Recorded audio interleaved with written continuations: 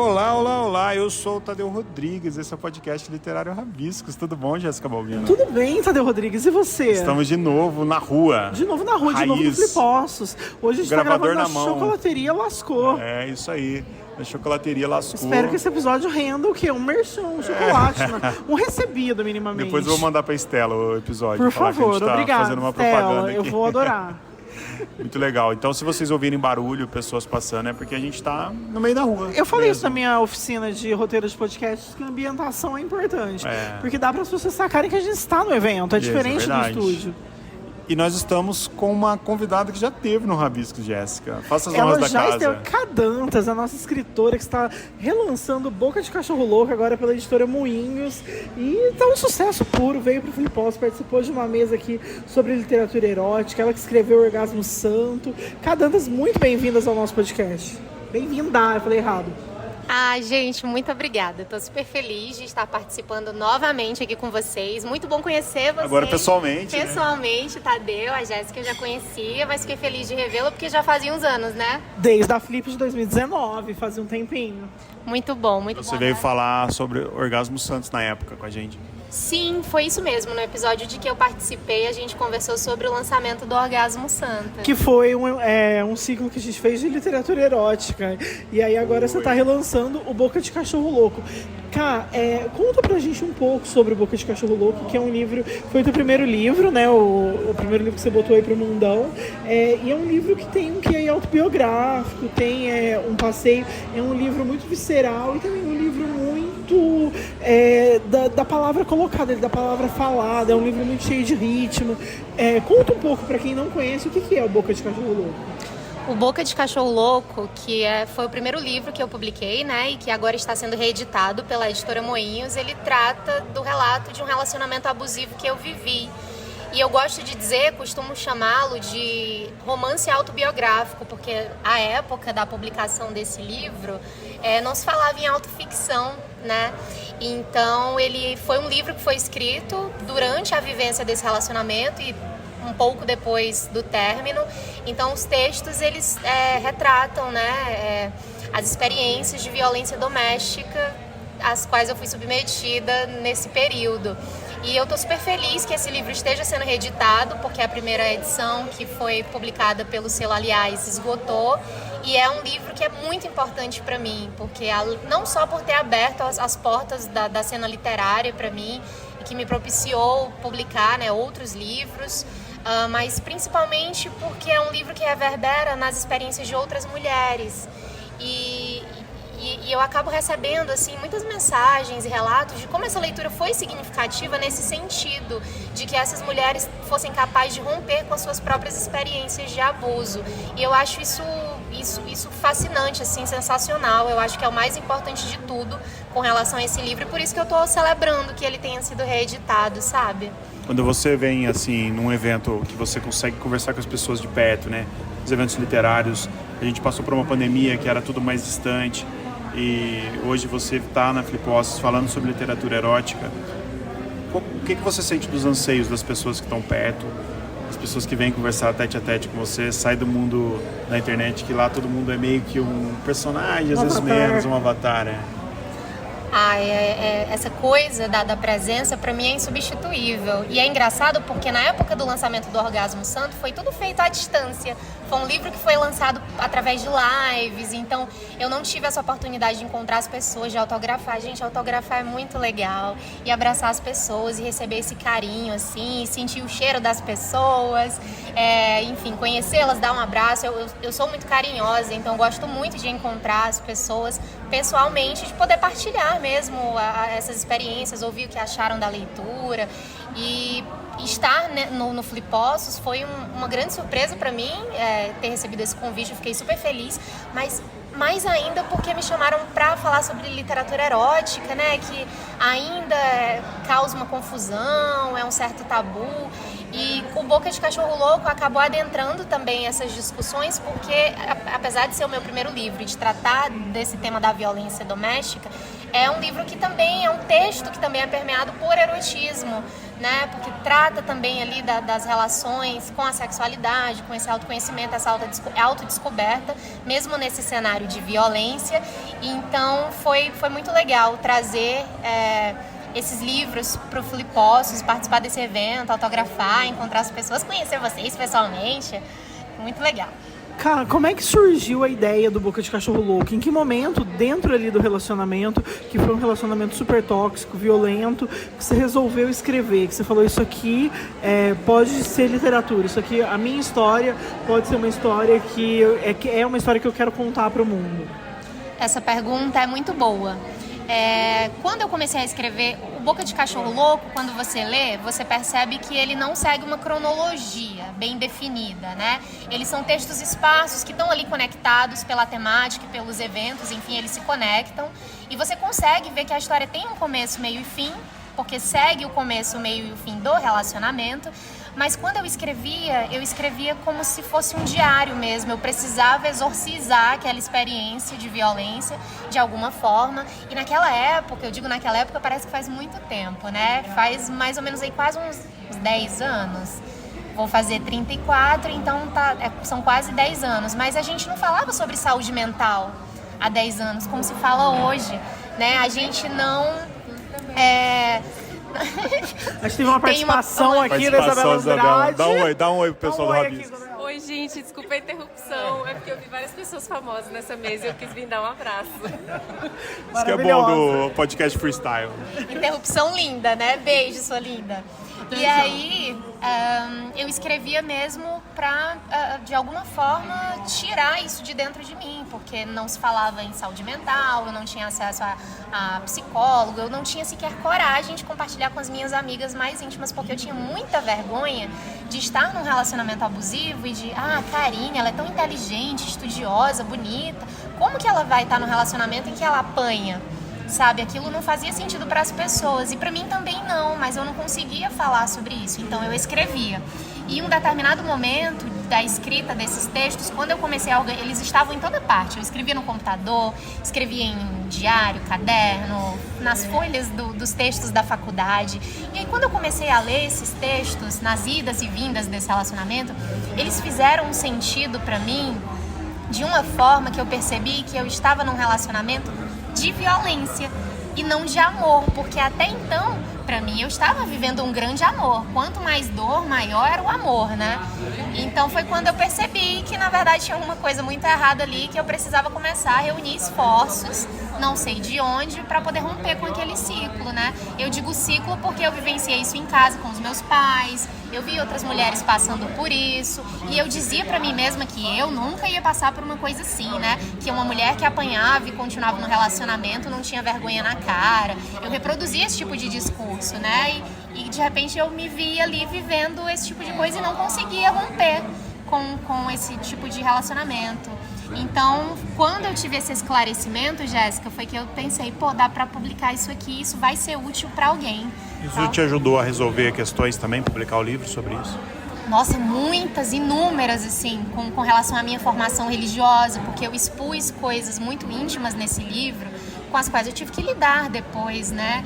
Então, foi bom pra mim em vários sentidos, com a minha própria sexualidade, com o que eu queria e desejava e que eu sabia que ia ser bom pra mim. Entender também o que eu não precisava aceitar, né? Estar numa situação de violência, que eu merecia mais do que aquilo, porque a nossa autoestima fica tão abalada, tão destruída, que você acha que é aquilo mesmo, que você tem que passar por isso, que tá tudo normal e que sem aquela pessoa você não é nada, você não existe mais. Então, a publicação desse livro, além de trazer tantas pessoas maravilhosas para a minha vida, né? Conheci tanta gente incrível e comecei a escrever profissionalmente, enfim, foi um livro que me ajudou a resolver questões comigo mesma, com certeza. Que hoje eu tenho o privilégio de poder levar para terapia, né? Naquela época não tinha. E o livro é isso, você falou dele, dessa parte que é erótico e tudo mais, e realmente, né, ele passeia entre o erótico e o violento, e muitas vezes isso se confunde, né, você falou, na minha cabeça, eu tava vivendo um grande amor.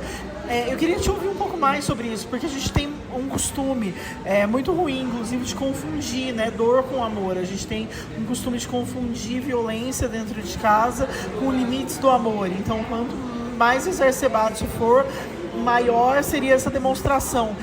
Como é que você enxergou isso e como é que, né, isso viajou ali pelo erótico até chegar nessas páginas? Eu acho que é comum, assim, que esses relacionamentos violentos, de alguma forma, eles tenham uma conexão com a relação sexual, né? Então, assim, para mais ou para menos, no meu caso, a nossa sexualidade ali, a forma como nos relacionávamos, que parecia ser muito intensa e arrebatadora, e que era tão intensa de uma forma que às vezes eu achava que ela poderia suplantar a visão da violência, né? A visão e o sentimento da violência. Então, é uma questão que eu não pude dissociar, assim. Eu não tinha como contar a minha história de abuso, do que eu passei, sem falar da minha experiência sexual dentro dela, porque era também uma experiência de dependência sexual, né? Então, tudo ali, quanto mais doesse, ou quanto mais fosse intenso, ou quanto mais aquele orgasmo durasse no tempo, era um indicativo de que era um grande amor, né? Então, o que tu perguntaste mesmo? Quando que você enxergou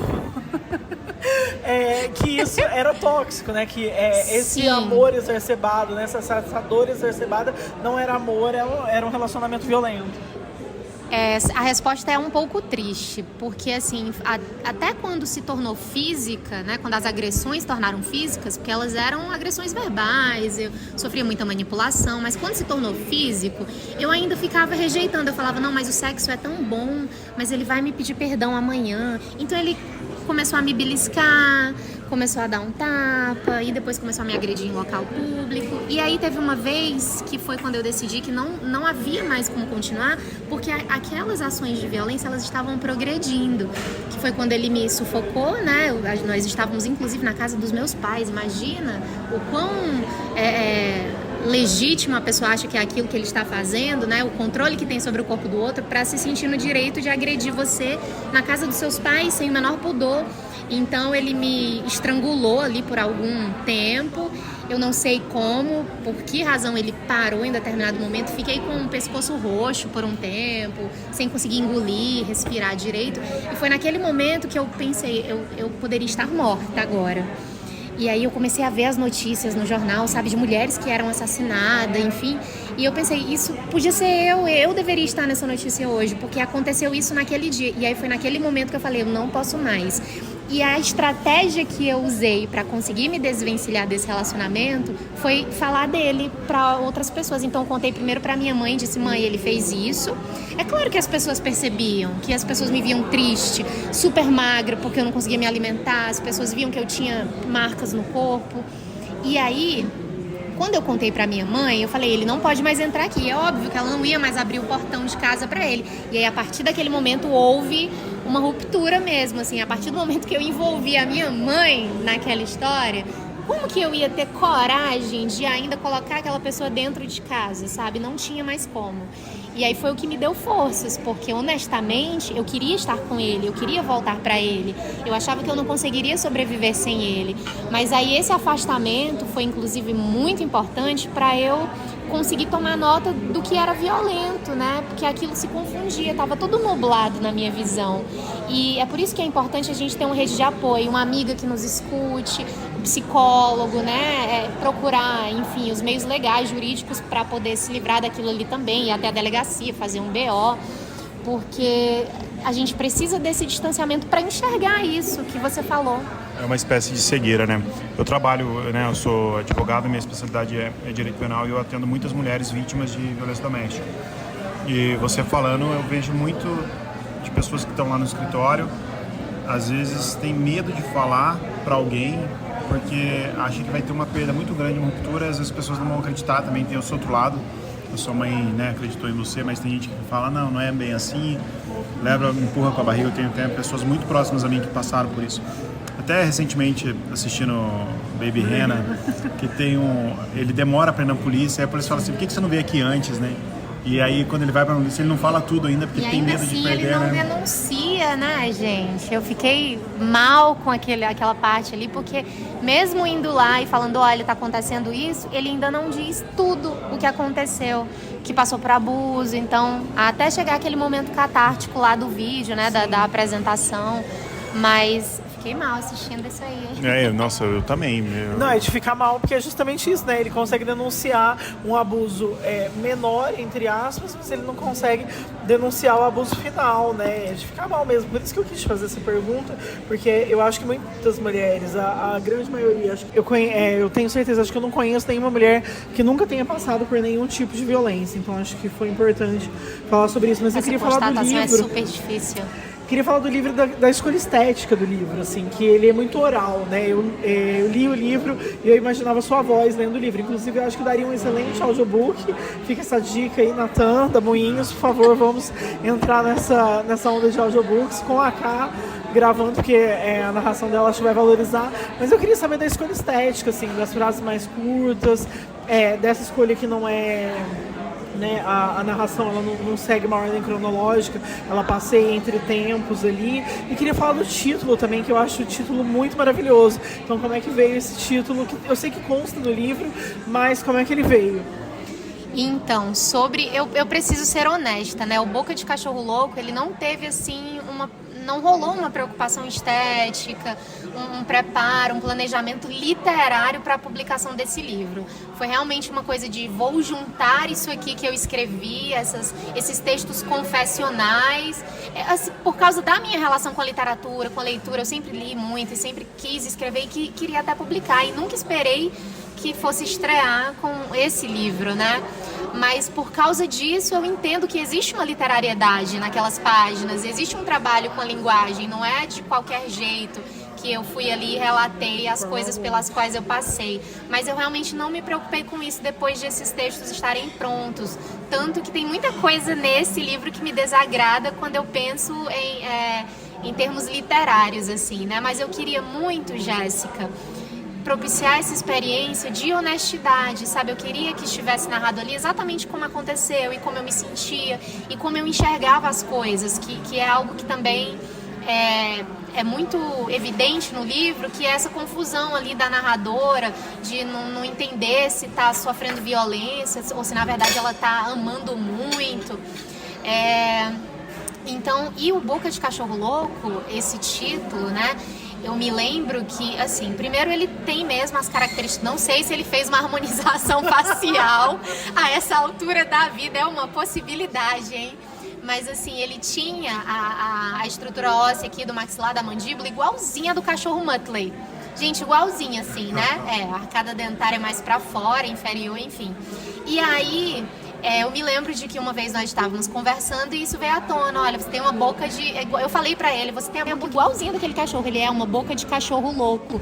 E aí aquilo ficou muito na minha cabeça, né? Porque no fim das contas eu acho que virou uma metáfora para a situação que nós vivemos, para a pessoa que ele era naquele relacionamento, né?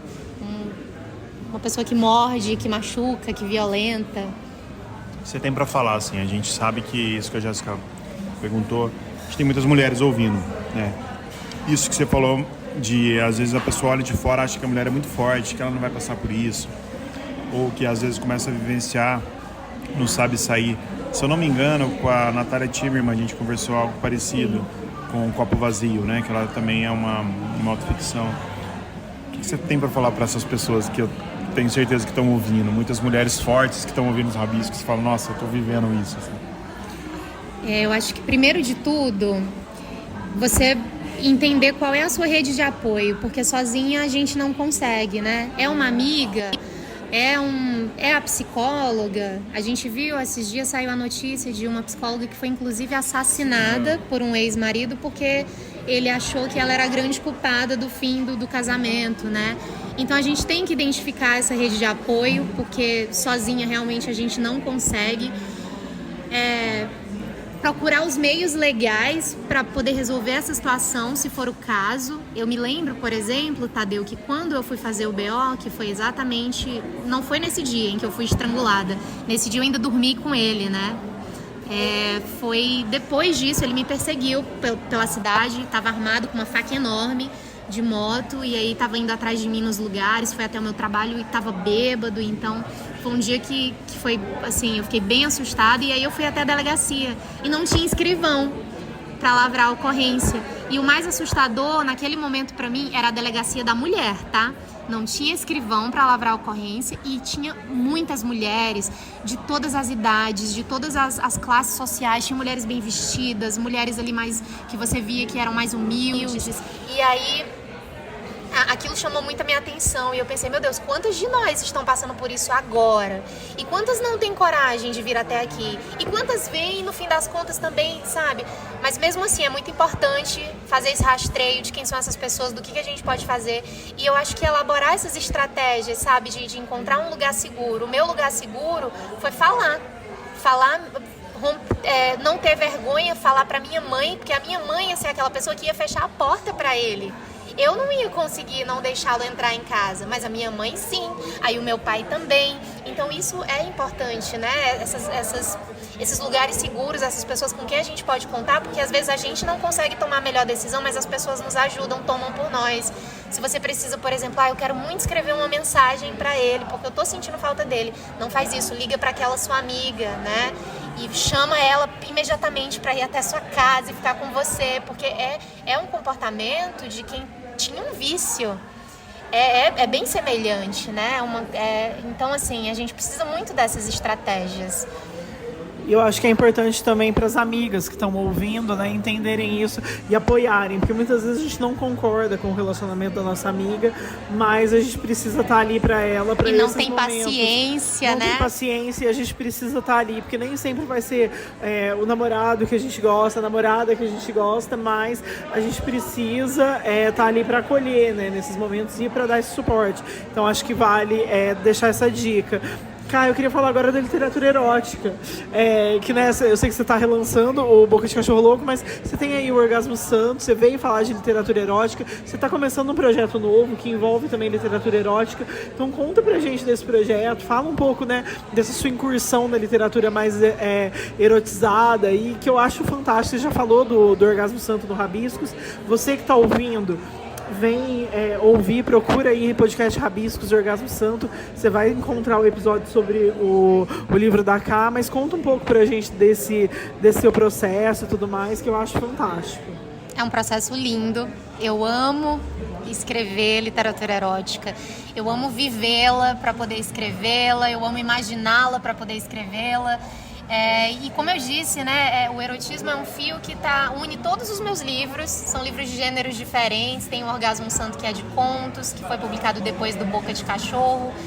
Tem o Inhamuns, que foi o meu primeiro romance de ficção e que também é permeado por um erotismo na descrição desse sertão, na própria vida dessa personagem protagonista que volta até esse sertão num período de chuva para descobrir a si mesma. E também no último livro que eu publiquei, que foi o Águas Abundantes de um Planeta Recém-Nascido, que é um livro de poemas erótico-amorosos que eu escrevi para o Flávio e que foi escrito durante a pandemia, porque era o que eu fazia, né? Eu transava e amava e tava Viveu ali. melhor que eu a pandemia. A gente ficou recluso ali, fazendo o que podia ser feito, né? Então, eu preciso muito disso, eu gosto de escrever literatura erótica, e aí, como se já não bastassem aí os livros, ano passado eu achei que seria uma ótima ideia criar conteúdo adulto também. E aí eu já tenho o Orgasmo Santo livro e já tinha o blog Orgasmo Santo, então eu pensei, por que não continuar usando esse nome?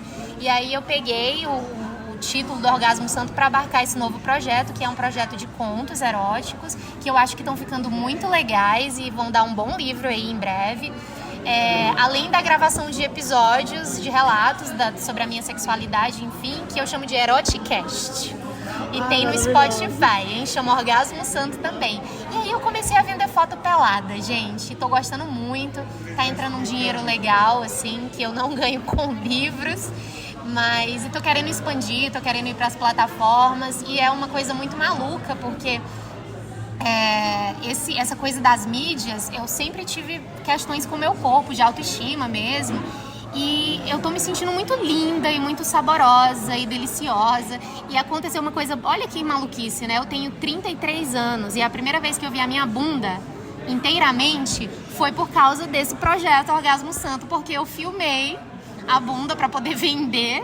E eu achei tão bonita a minha bunda, gente, que eu tô assim com um caso de amor com ela. E foram necessárias décadas da minha vida pra eu poder ver o meu corpo por outros ângulos e me achar bonita também, né? E eu acho isso muito maluco quando eu paro pra pensar nisso. Mas eu tô contente, tô super feliz com essas descobertas, com retorno também. Eu sei que é um projeto delicado, assim, que a gente tem que ter cuidado, né, se aventurando nesses espaços, porque por causa da objetificação, daquilo que os homens esperam e querem, vão querendo cada vez mais.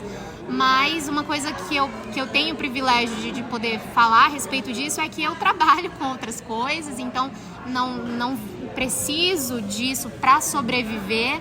Então eu só faço o que eu quero, quando eu quero, do jeito que eu gosto, e eu acho que isso faz valer a pena, sabe? Tô contente.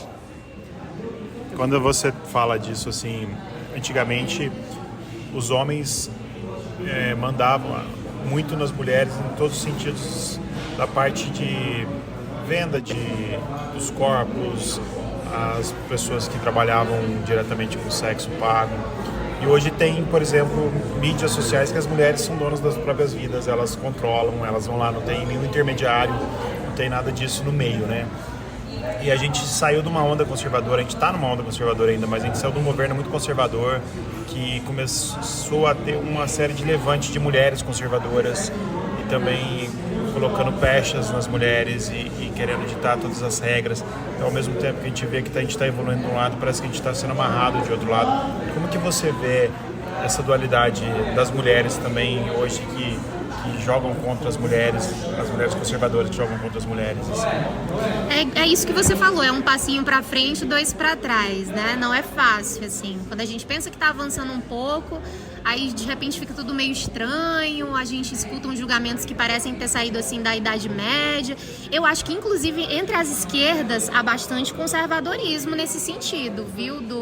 Dessa coisa do corpo, da exposição da pornografia. Eu vejo uns debates às vezes assim bem estranhos com o pessoal das esquerdas e assim, eu ainda acho que infelizmente os homens ditam muita coisa, né, no formato desses conteúdos. Eu ainda acho que muitas mulheres fazem porque é vendável e não porque querem, e não faço absolutamente nenhum julgamento sobre isso. Eu acho que elas têm total direito e liberdade de escolher como elas vão precificar, o que elas vão precificar e vender, enfim. Mas eu ainda acho que existe isso, a gente ainda está submetida a esse olhar masculino. E agora também dessa onda de mulheres, como que é? Strange wives. As recatadas as do belas lar. Recatadas e do lar. Recatadas e do lar. Uma mulher esse dia no Twitter acordando 4 horas da manhã, fazendo Gente, isso aí é uma trend. publi, isso não existe. A pessoa não acordou essa hora, eu não me recuso a acreditar nisso. E tem essa trend também de, eu amo ser mulher troféu, né? O marido sai e eu fico Meu aqui. amor, você é só dona de casa. Isso, gente, então, e essa competição exacerbada também, né, que eu acho que isso é o que me irrita mais, assim. Eu gosto tanto de mulheres, eu sou bissexual, e aí, às vezes eu vejo uns comentários, umas coisas, né, das mulheres, assim, tentando proteger os seus bofes, e eu fico, moça, calma, eu tô olhando pra você, Uma coisa meio piroca pouca, meu pai primeiro, né? Calma aí, ninguém liga pra esse trambolho aí que você tá carregando, mas tem essa competição, esses julgamentos, né? Eu tô muito num momento da minha vida, gente, que eu vou pedir perdão pelo que eu vou falar, eu tô cagando e andando, assim, e eu realmente não estou me importando mais. Eu me importo assim, se o dinheiro tá entrando, se eu tô pagando as minhas contas, se eu tô conseguindo cuidar da minha mãe, resolver meus BOs, sabe? Mas é chato, sim, acontece muito. Eu recebo uns comentários, às vezes, bem malucos dessas pessoas, né? Nas redes sociais, de homens e mulheres igualmente. Teve um, inclusive, que veio me chamar de concubina de Satanás outro dia. Nossa, velho. Mas o mais engraçado foi que no final ele encheu tanto o saco, né, fazendo essas referências religiosas, e no final o que ele queria? Queria ver o meu corpo nu, porque são pessoas hipócritas, né? Sempre, eu acho que isso é o principal, assim. Cá, pra gente ir finalizando, eu queria que você falasse um pouco sobre essa escrita com o corpo, essa escrita erótica. Pra mim, o ato de escrever é puro erotismo, e eu acho que a gente escreve muito com o corpo. Isso é impossível, né? Assim, produzir algo sem esse corpo estar envolvido. E eu queria te ouvir um pouco sobre isso. O que foi isso que você pediu, hein? É um Tá pão chegando de queijo comida prensado. enquanto a gente tá conversando. Caraca, talvez eu vá pedir um desses daqui a pouco. Então, você falou a coisa mais acertada, Jéssica. Eu não consigo escrever de outra forma e eu acho que todo mundo que escreve é atravessado por isso de alguma forma, né? A gente tem as nossas próprias experiências e tem as nossas observações do mundo ao nosso redor, mas, assim, desde que eu me entendo como escritora, de alguma forma, eu tenho essa experiência diferente com o meu corpo, que eu acho que a minha escrita é também uma forma de traduzir esse corpo e as suas sensações, as suas possibilidades. Então, e é um mundo muito vasto esse corpo também, né? Coisas que a gente vai descobrindo à medida que a gente vai envelhecendo e sabendo o que a gente gosta, o que a gente não gosta e deseja. E eu acho que isso repercute muito, sim, nos meus textos, sabe? Principalmente nos textos eróticos, que são muito sinestésicos, assim, gosto muito de brincar com as imagens, com os gostos e, enfim, os cheiros. Pra gente fechar, vamos fazer uma na sua estante aqui. Vamos fazer, que eu adoro fazer na sua estante. Cal, o que você tem lido? O que você indica de literatura? Gente, eu tô lendo tanta coisa, mas ultimamente eu tenho me dedicado mais aos livros da Annie Ernaux. Eu tô bem viciadinha, assim. Eu acho que quando eu terminar de ler todinhos, naquelas edições bonitas lá, acho que é Fósforo, né? Aí talvez eu... E antes disso, eu tava pirada na novela lá. Como que é aquela que usa um nome falso? Helena Ferrante. Nossa, melhor novela, muita fofoca. Eu tava muito contente lendo os livros dela. A trilogia. Sim, amei. Mas assim, também leio os contemporâneos brasileiros, até por causa da nossa relação mesmo, né? Com os escritores brasileiros contemporâneos, então gosto sempre de ler minhas conterrâneas. Mas ultimamente eu tô com a Aninha lá, a francesa. Você, Tadeu Rodrigues. O duro de gravar horas seguidas, a gente tá lendo vários livros aqui. Eu vou falar um livro que a gente já falou dele aqui, mas que eu comprei para dar de presente para um amigo, tá aqui comigo agora, que é O Defeito de Cor. A gente já falou dele 1000 vezes aqui, mas hoje eu tava folheando ele, que eu comprei ele para dar de presente, eu tava relendo alguns trechos e fui lembrando da história, então eu vou deixar ele como dica. É o meu livro preferido da vida, O Defeito de Cor, eu amo muito. Eu vou deixar de dica o lançamento, que é o Antes que Fruto Caia, do Andrés Chamorro. É um lançamento pela Amoio. O Andrés é um queridíssimo. Tô bem no comecinho, porque eu peguei agora no Flipossos, mas promete muito, assim, o Andrés escreve muito bem, então é uma promessa e um nome que vai bagunçar um pouco da literatura brasileira. Leiam, conheçam, é um jovem, o Andrés, e escreve muitíssimo bem. Muito bom, então. Então é isso, cara. Obrigada, Brigadão, viu? Cadantas. Muito bom ter você aqui pessoalmente. Volte mais vezes. Vamos comer nosso pão de Eu que queijo agradeço. prensado. Gente, eu vou ter que voltar mesmo a Poços, porque falta muita coisa pra fazer aqui. Muita trilha, muita cachoeira. Sim. E muita comida, principalmente. Só de comida aqui já... A gente tá organizando uma suruba também, você já tá convidado. Suruba tem Isso. interesse. A Soruba aqui já tá com umas 30 pessoas, mais ou menos, né? Tem daí pra mais. E vai dar certo. A gente tá aí firme nessa suruba, vai rolar. Combinado. Um beijo a todos, Beijo. semana que vem a gente volta.